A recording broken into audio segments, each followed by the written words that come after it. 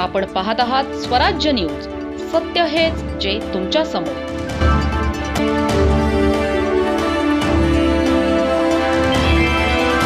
धुळे जिल्ह्यातील साक्री तालुक्यातील निजामपूर जैताणे येथे मुस्लिम समाजाच्या वतीने नाझिया इलाई खान हिच्या विरोधात कठोर कारवाईची मागणी करण्यात आली आहे. सोशल मीडिया तसेच सार्वजनिक व्यासपीठांवर इस्लाम धर्म, मुस्लिम समाज आणि हजरत मोहम्मद यांच्याविषयी आक्षेपार्ह आणि चिथावणीखोर वक्तव्य केल्याचा आरोप करण्यात आला आहे. या प्रकरणी निजामपूर पोलीस ठाण्याचे वरिष्ठ पोलीस निरीक्षक यांना निवेदन देण्यात आले. निवेदनात संबंधित वक्तव्यांमुळे धार्मिक भावना दुखावल्या गेल्याचा आणि समाजात तेढ निर्माण झाल्याचा दावा करण्यात आला आहे. भारतीय न्याय संहिता 2023 अंतर्गत संबंधित कलमांनुसार गुन्हा दाखल करण्याची मागणीही करण्यात आली आहे. तसेच संबंधित व्यक्तीचा सोशल मीडियावरील पोस्ट, व्हिडिओ आणि भाषणांची सखोल चौकशी करून पुराव्यांच्या आधारे FIR नोंदवावा अशी मागणी करण्यात आली आहे.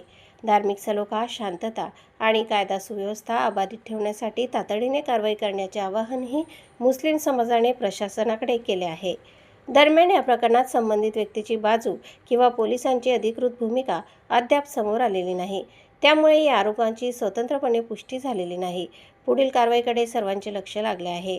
प्रतिनिधी साहिल सय्यद आणि वृत्तनिवेदिका सीमा पाटीलसह स्वराज्य न्यूज, निजामपूर. आरोपी नाझिया इलाई खान यांच्या विरुद्ध गुन्हा दाखल व्हावा, त्यांना अटक व्हावी यासाठी आम्ही निवेदन द्यायला आलेलो आहे. नाझिया खान ही नेहमी मुस्लिम समाजाला टार्गेट करते. मुस्लिम समाजाला मोहम्मद पैगंबरांना टार्गेट करते, कुराणला टार्गेट करते. याच्यावर कुणाचे वचन राहिलेलं नाही. त्याला असं वाटतं मी महिला असल्यामुळे माझं काय होणार नाही, पण भारतीय कायदा असा आहे, महिला असू दे का पुरुष असू द्या त्याला शिक्षा होते. म्हणून आम्ही प्रशासनाला विनंती केली आहे